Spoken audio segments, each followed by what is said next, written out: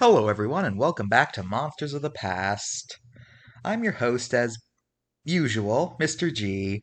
I'm back. Sorry for the fact that the previous two episodes have been different, but, these things just kind of happen. And I absolutely refuse to talk about anything related to spiders. But that's enough sob stories for one day. Let's just get into today's episode. Today, we're talking about the giant ape Gigantopithecus. Gigantopithecus, well, I literally just said what it meant. And it was a member of the hominid family, which is the family that includes gorillas, chimps, humans, and orangutans.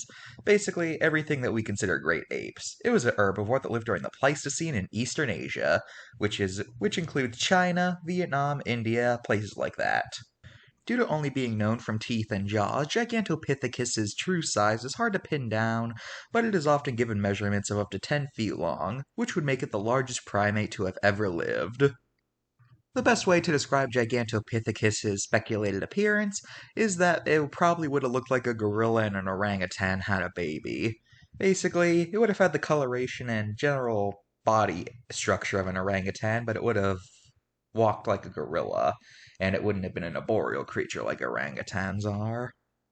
Much like gorillas, Gigantopithecus is thought to have been herbivorous, mainly eating whatever plant matter it could get its hands on, such as bamboo, fruit, and leaves. As for their social lives, they were probably like orangutans, in that they were primarily solitary, but they wouldn't mind the company of other gigantos. Now, you might notice I'm mentioning orangutans a lot. That's mostly because that's actually their closest living relatives in the primate family. Gigantopithecus also gained notoriety outside of paleontology due to the fact that it's often used as an explanation for a certain monster with famously large feet. But I'll get more into that in Monsters of the Mind. So, yeah. One last thing before we move on to the cards is that Gigantopithecus's teeth were actually first discovered inside of a Chinese pharmacy where they were being sold as dragon teeth. Just something I would like to point out that's pretty cool. Yeah. Let's move on to the card. Oh, thank goodness they did not make it a biped, because that is a very common mistake in Gigantopithecus reconstructions. Due to its connections to that certain monster, everyone likes to pretend that Gigantopithecus was bipedal, even though, like pretty much every modern day ape, it most likely would have been quadrupedal. Anyway, this card is fine, I guess. Like I said, we only know Gigantopithecus from Jaws, so really it's up in the air for what it looked like. But since it was an orangutan relative, I personally feel like it should have a more orangutanian face instead of the generic gorilla face they gave it here. In fact, the card's description even said it had a face like an orangutan. But right there, that is not an orangutanian face. It's not even a female orangutan's face.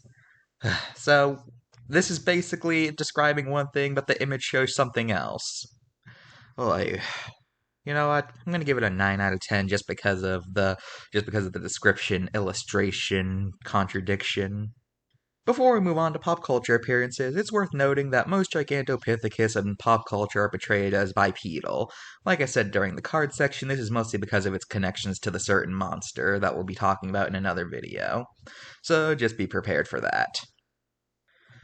Gigantopithecus appeared in Jurassic Park Builder, where it's portrayed as a carnivore, which it was not. In fact, the only primates we know of that were obligate carnivores are the tarsiers. Gigantopithecus is an adoptable animal in Zoo Tycoon 2, where it's thankfully portrayed as a quadruped, although sometimes it does stand up on its hind legs, just to keep the connection to Bigfoot. The main antagonist of Ice Age 4 was a pirate Gigantopithecus named Gut. Gigantopithecus appeared in Walking with Cavemen. That Walking with Dinosaurs spinoff no one remembers. In the 2016 live-action remake of Disney's Jungle Book, the character of King Louie was changed from an orangutan to a Gigantopithecus. Which is mostly because orangutans don't live in India and they wanted to only use Indian wildlife. So I guess having a creature misplaced in time is better than having one misplaced in space. Yes, I love the logic there.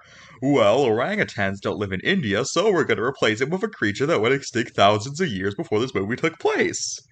Yeah, real big brain move right there, Favreau. Real big brain indeed. Oh, and here's a fun fact. Did you know that there actually were orangutans in India at one point? Just something I would like to point out. And finally, Gigantopithecus appears as a tameable animal in the video game Ark Survival Evolved, where it's tamed by feeding it stuff from your hand, and also it used to have a horrifying face before they gave it a more realistic ape-like face, which I am massively grateful for. That's all for this episode of Monsters of the Past. Join me next time when I talk about the elegant jaw. Bye!